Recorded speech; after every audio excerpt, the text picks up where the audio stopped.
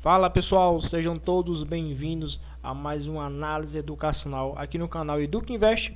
Aqui quem fala é Ari Pinheiro e hoje vamos falar sobre a Qualicorp, a Quali 3. Lembrando pessoal que nosso intuito não é passar recomendação de compra e venda de ativos, e sim um conteúdo educacional para que vocês possam ter como base para vocês estarem acrescentando nos seus estudos, para vocês virem tomar suas próprias decisões dentro das suas próprias análises. Certo, pessoal?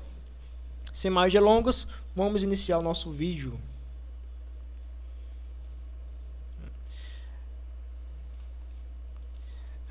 Aqui eu fiz alguns incrementos, né?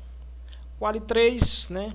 Está listada na Bolsa de Valores aí com o código Quali 3, foi fundada há 10 anos, em 2010, está listada na Bolsa de Valores desde 2011 e segundo os dados do site Fundamentei de 2018, ele tem aproximadamente 2.070 empregados dentro da empresa, né? A sua sede é em São Paulo, setor de atuação, saúde, segmento seguros, né? Então basicamente aqui ela é líder na administração, gestão e venda de planos de saúde coletivo e empresariais.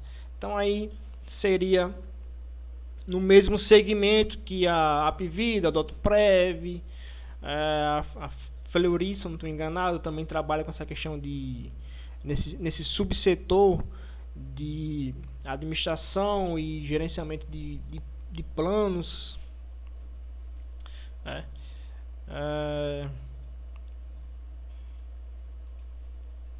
Aqui eu acrescentei aqui essas novas informações que os outros vídeos anteriores e das outras análises educacionais de outras empresas não tinham essas informações, e hoje eu consegui acrescentar a questão do número de acionistas, isso com base no site Trademap, certo? Para quem não conhece, pesquisa aí, é um ótimo site para você estar acompanhando as suas ações, as empresas que você gosta. Então aí é uma empresa que tem aproximadamente 34.438 acionistas, né? Até então aí dia 11 de fevereiro de 2020, dos quais 33.323 mil investidores são pessoas físicas, 568 investidores como pessoas jurídicas, e tem 547 investidores como institucionais, investidores institucionais, né? Então dentro do free float que a empresa tem, essa informação está um pouco desatualizada, mas temos aqui como maiores acionistas, por assim dizer, da empresa, temos a Rede do São Luís S.A., que tem aí aproximadamente 9,97% de participação num tipo de ações ordinárias, né? Temos a XP Gestão de Recursos Limitado, né? Que tem aí em ordens, em tipos de ações ordinárias, 5,92%. Temos o Itaú Unibanco, né, como pessoa jurídica, também tipos de ação ordinárias, 5,05%. Esses outros aqui, que se refere a 78%, é justamente a questão do free float, né? O que está disponível para acionistas como eu e você, que seriam as pessoas físicas, etc. E tem aqui uma partezinha dentro da tesouraria, né? Então tem algumas ações dentro da tesouraria na Qualicorp. Olhando aqui um pouco para a questão da análise fundamentalista, né? Aqui no site Análise de Ações, no qual eu gosto muito de acompanhar por eles aqui, né? Eles destacam a questão dos pontos positivos e pontos negativos das empresas dentro da análise que eles fazem, né? Então, Um ponto positivo aí que eles consideram justamente a liderança no mercado de São Paulo e Rio de Janeiro, né? E tem um baixo endividamento, que realmente é uma das poucas empresas nesse setor de saúde, especificamente no segmento de plano de saúde e tal, tem um endividamento bem baixo, né? Em relação aos pontos negativos, né? Está tendo aí uma redução ao longo, desde 2016, vem tido uma redução no número de beneficiários, né? E fatores econômicos que interferem no número da empresa, né? E setor de alta regulação, ou seja, é um setor que está constantemente passando por novas mudanças burocráticas que acaba prejudicando de certo modo o setor de seguros de planos de saúde. Então a gente consegue ver aqui realmente, né, uma queda no número de beneficiários, né, que vem desde o terceiro trimestre de 2016 e quando chegou aqui no primeiro trimestre de 2018 acabou meio que ficando um pouco constante. A queda não foi tão drástica como entre 2016 e 2017. Mas em comparação a isso, a sua receita líquida ela vem crescendo, né? Houve um crescimento aí em relação ao terceiro trimestre de 2019 versus o terceiro trimestre de 2018, houve um crescimento aí de 5% sobre a receita líquida. E quando se faz essa comparação em termos dos 9 meses de 2019 versus os 9 meses de 2018, também a gente consegue ver uma pequena evolução na receita líquida da empresa. Então aqui a gente consegue ver, a gente consegue enxergar também os fatores, né, da EBITDA ajustada, né, que houve também um acréscimo aqui de 8% em relação aos 9 meses de 2019 versus os 9 meses de 2018. E no lucro líquido também a gente consegue também enxergar também essa evolução do lucro líquido. Então aqui resumindo, uma empresa que tem liderança nos mercados de São Paulo e Rio de Janeiro, tem baixo endividamento, né, tem com um ponto negativo, uma forte redução no número de beneficiários desde 2017, como eu destaquei, né, apesar de pequena melhoria nos últimos trimestres, né. Tem a questão dos fatores econômicos, como desemprego, salário médio nacional, interferência de inúmeras empresas pertinentes a este mercado e também a questão do setor ser altamente regulado, né? Voltando para o nosso slide, para os termos resumido aqui de indicadores financeiros, né, a gente consegue enxergar justamente, ainda que houve uma diminuição dos beneficiários desde 2017, a gente consegue enxergar que até 2017 houve realmente um acréscimo, um crescimento na sua receita líquida, que em 2018 e nos 9 meses agora de 2019, de 2019, houve uma redução aí, uma queda aí de praticamente talvez 30% em relação à sua receita líquida, né? Mas já os 9 meses de 2019 em relação ao ano de 2018 já tem demonstrado uma receita líquida bem melhor, né? Então a gente consegue enxergar isso justamente na EBITDA da empresa, né? Ainda que houve uma diminuição no número de beneficiários, a empresa vem conseguindo desde 2015 manter essa eficiência na EBITDA aí crescente, né? Resultando um lucro líquido também crescente. Ainda que haja uma diminuição de beneficiários dentro do seu portfólio de clientes, a empresa mesmo assim vem demonstrando um crescimento nos seus lucros operacionais, nos seus lucros líquidos desde 2015. Então é uma empresa que está trabalhando, está gerando lucro, está gerando riqueza para a empresa, né, para os acionistas. Então, ainda que haja uma diminuição desses números, mas não tem afetado de modo geral a eficiência da empresa, que a gente consegue justamente enxergar aqui na margem líquida, né, que a empresa aí tem conseguido manter essa eficiência crescente ao longo dos últimos 5 anos, gerando um caixa positivo, né? A gente consegue enxergar um caixa positivo, que também vem crescendo ao longo dos últimos 5 anos e tem refletido positivamente justamente a questão da dívida líquida, ou seja, a empresa não tem dívida líquida, ela está totalmente equilibrada, como foi citado anteriormente aqui no vídeo, que ele tem um baixo endividamento, então a gente consegue chegar justamente aqui esse baixo endividamento da empresa, né? Eu gosto também bastante de olhar a questão do fluxo de caixa, né? A empresa tem um caixa positivo, né? Tem um capex positivo e vem pagando também dividendos desde 2015. Né? Em 2018 pagou aí 89%, teve um payout aí de 89%.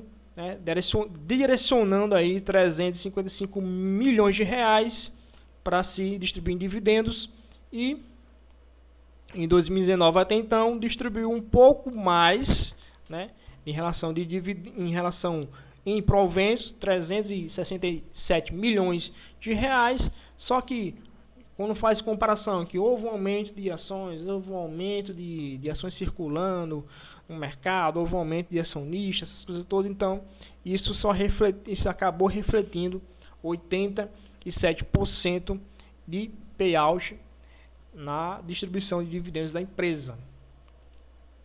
Olhando aqui para os indicadores financeiros, a gente consegue ver que tem um ROI bastante interessante, né? 18,2%, tem um ROA também bastante interessante, né? No caso, o ROA ele mede a eficiência que a empresa consegue gerar lucros em relação a seus ativos, né? A gente consegue enxergar também uma margem líquida aí bastante interessante, acima de 20%, né? A margem de EBITDA 36% e a margem de EBITDA aí 55%. Caramba, sensacional, 55%, ou seja, a empresa tem conseguido ter uma eficiência de 55% das suas receitas operacionais, ou seja, da sua atividade afim, que é justamente a questão dos lucros operacionais.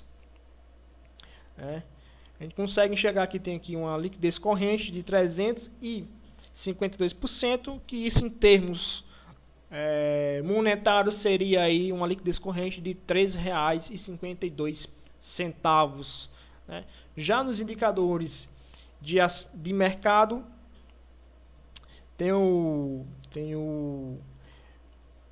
preço versus o VPA, tem o preço versus o lucro líquido, né? Então são indicadores que estão em queda, né? Aqui o preço sobre a receita, ele tem demonstrado aqui uma boa eficiência em relação aos demais, mas ainda são indicadores que estão em queda, né? Poderia ser melhores. E quando a gente vê a questão do crescimento da empresa, né, o lucro líquido aí nos últimos 3 anos cresceu aí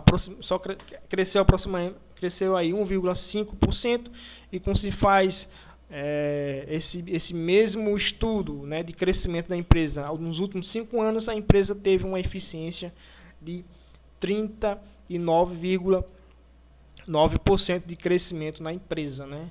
Isso no seu lucro líquido. Também houve crescimento na sua receita líquida nos últimos 5 anos. Na sua EBITDA também houve um crescimento também de 11%. Na EBITDA também houve um crescimento também, ou seja, relacionado à operação da empresa, ainda que houve uma diminuição nos beneficiários, houve uma diminuição na sua carteira de clientes, mas mesmo assim tem conseguido manter uma crescente constante de eficiência operacional da empresa, né? Quando a gente leva essa mesma relação em comparação a outras empresas que são no mesmo segmento, né?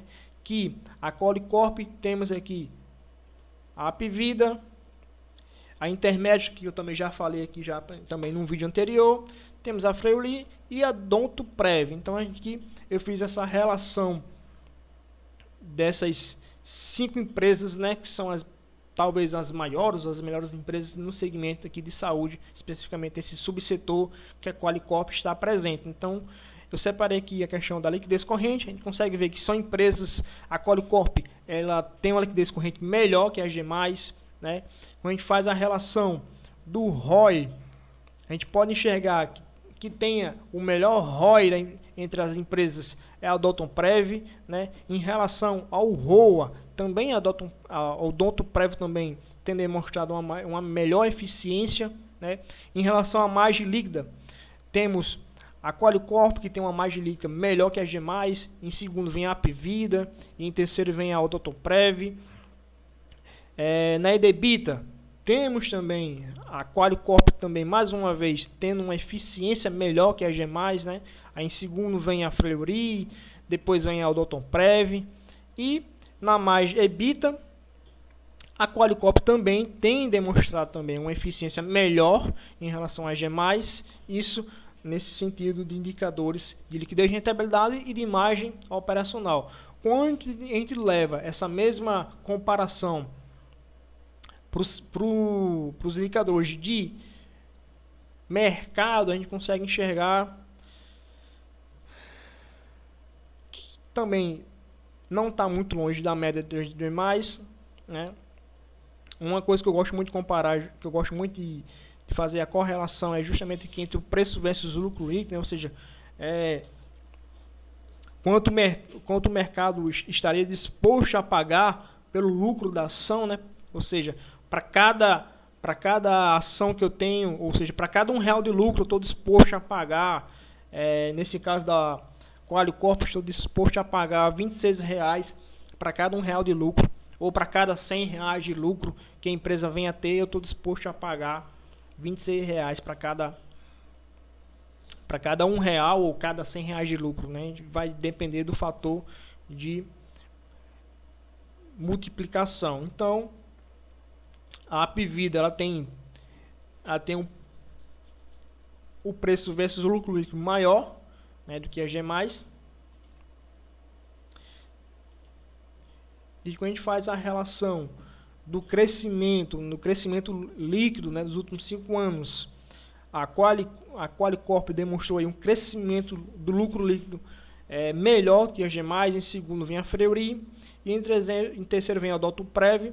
A Apvida intermédica, não encontrei informações sobre a questão do capex, do crescimento, né, do medidor de crescimento da empresa, não consegui encontrar tais informações.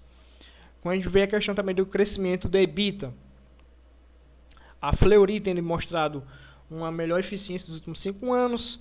Em segundo vem a Qualicorp, em terceiro vem a Odontoprev. A EBITDA, a Fleury também tem demonstrado também um crescimento melhor nos últimos 5 anos. Em segundo vem a Qualicorp, em terceiro vem a Odontoprev. E em relação a receita líquida, a Fleury tem tido uma melhor eficiência, tem tido um melhor crescimento nos últimos 5 anos em relação à receita líquida. Ou seja, nos últimos 5 anos, a Fleury conseguiu crescer 11% em média a sua receita líquida. Então, a gente pode fazer essa comparação e aguardar talvez um crescimento para os próximos anos constante.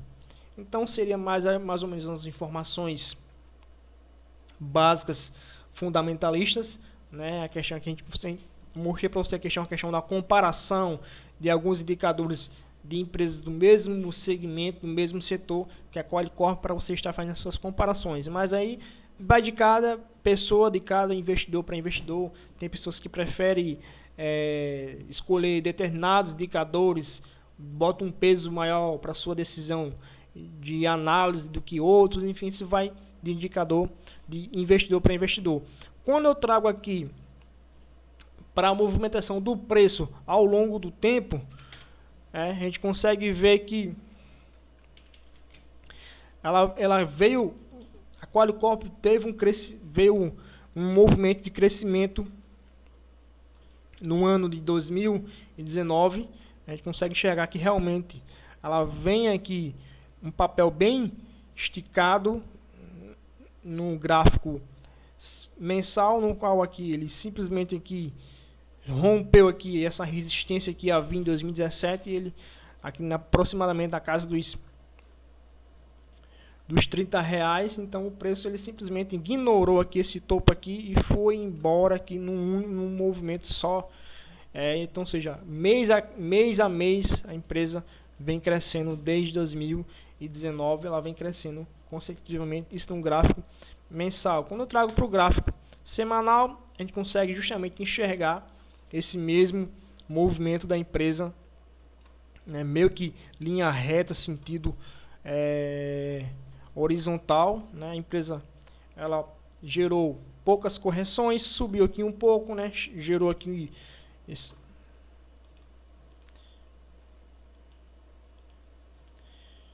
gerouzinho aqui, descansou um pedaço aqui, outro descanso aqui, um outro descanso aqui. A gente consegue chegar que a empresa vem, descansa algumas semanas, depois dá uma explosão, uma perna de alta, descansa algumas semanas, depois explode um pouco, descansa mais umas semanas e rompe aqui essa lateralização, esse descanso aqui e vai embora. Então tem feito aqui mais ou menos este movimento, né?